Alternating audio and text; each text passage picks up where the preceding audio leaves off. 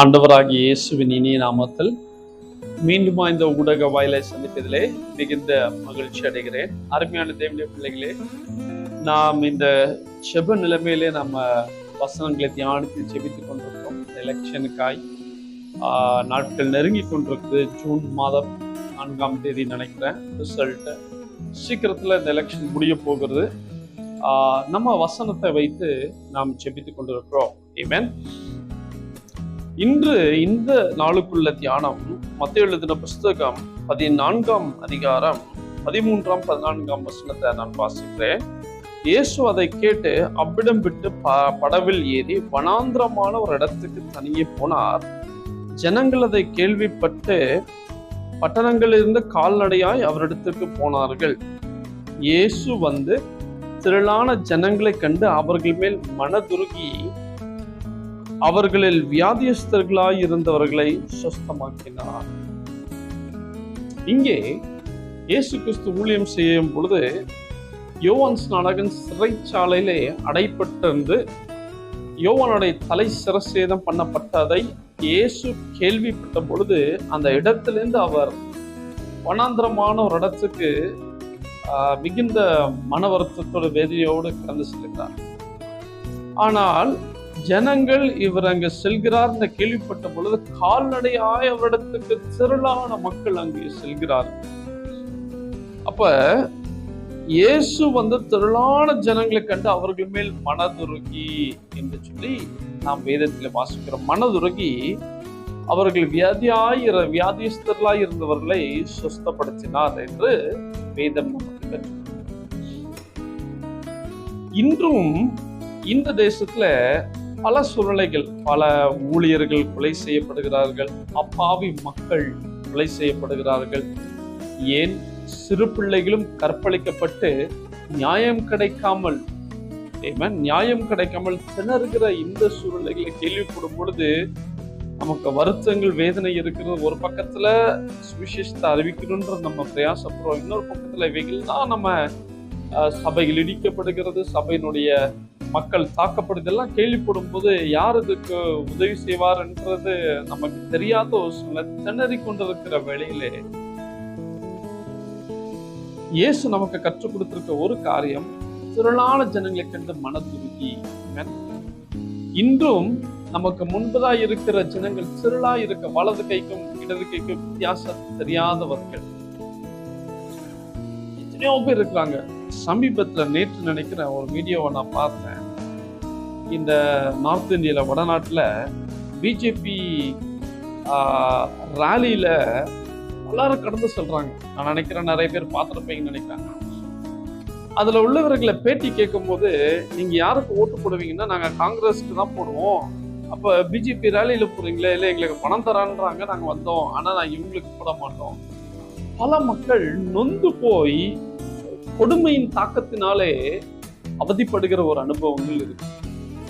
இன்னைக்கு இயேசு நமக்கு கற்றுக் கொடுத்திருக்க ஒரு காரியம், இந்த ஜனங்கள் மேல் மனதுருகினார். நிறைய நேரங்கள்ல கிறிஸ்தவர்களும் நிறைய பேர் இப்படி இருக்கிறாங்களே, மற்ற மக்களும் நிறைய பேர் இருக்காங்களே, துன்மார்க்க செய்கிறத அவங்க செய்கிற காரியங்கள் நடக்குது, ஏன் நீதி நியாயங்கள் உண்மையுள்ள மக்களை கிடைக்க மாட்டோம் அப்படின்னு விரக்தியாகி என்னை ஆள விடுங்கடா, நான் அமைதியா இருக்கிறேன்ற சூழ்நிலையில நம்ம கூட இருப்போம்.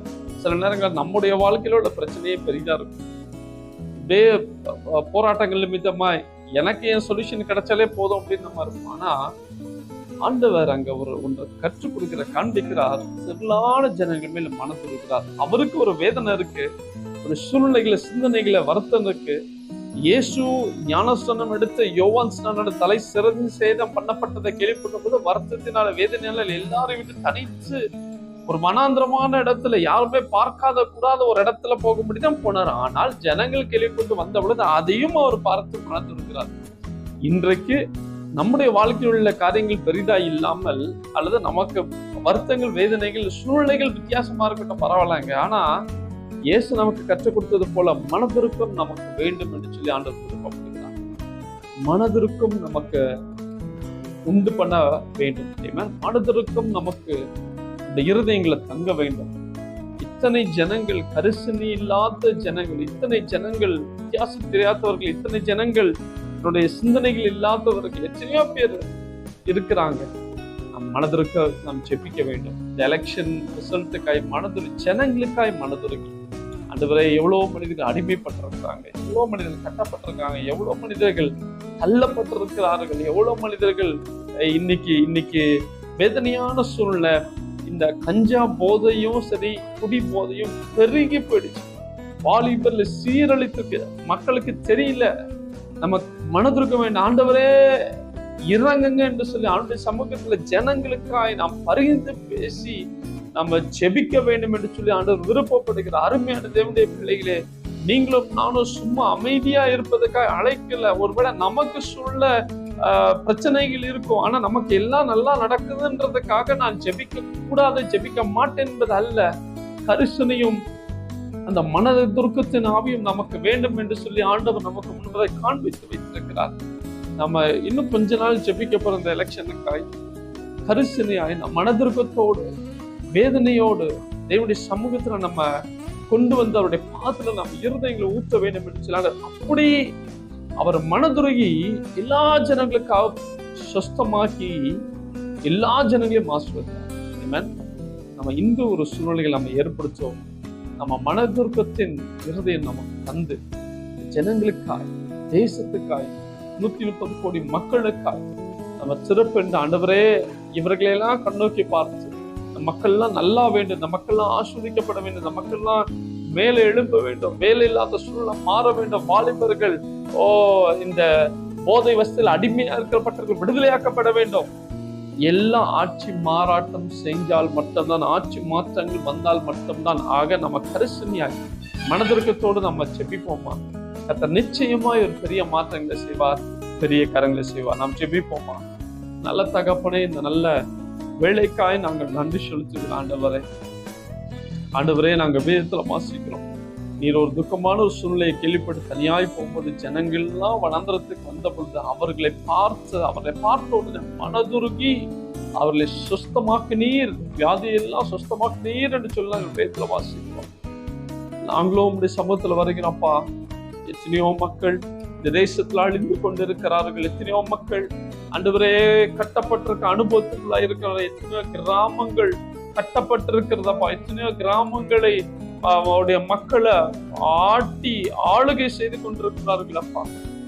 எத்தனை வாலிபர்கள் போதை வசதினால் அழிந்து போய் கொண்டிருக்கிறார்களே. எங்களுக்கு ஒரு ஆட்சி மாறாட்டம் வேண்டும் என்று சொல்லிதான் நாங்க ஜெபிக்கிறோம்ப்பா. இந்த மக்கள் மேல் மனதுருகுங்கப்பா. மக்களுக்காய் இறங்குங்க ஆண்டவரே. நீங்க கிரியை செய்கிறவர், இறங்கி ஒரு பெரிய மாற்றங்களை செய்ய நாங்க தொடர்ந்து இந்த மனதுருகத்தோடு ஜெபிக்க எங்களுக்கு உதவி செய்யுங்க ராஜா. ஆளுகை செய்யுங்க. நாங்க ஜூன்ல ஒரு நல்ல ஒரு ரிசல்ட் எதிர்பார்க்கிறோம் ராஜா. கர்த்தர் நீர் பெரியவர் என்று நாங்கள் விசுவாசிக்கிறோம். பெரிய கரங்களை செய்யுங்க. தாழ்த்தி சமத்துல அர்ப்பணிக்கிறோம். இயேசுவின் இனிய நாமத்தில் ஜெபிக்கிறோம் எங்கள் ஜீவனுள்ள நல்ல தகப்பனே. மனத்திற்கத்தோடு நாம் ஜெப நிலைமையில சரித்திருப்போம். நிச்சயமாய் ஆண்டவர் நமக்கு வெற்றியை கட்டளையிடுவார். Thank you and God bless you.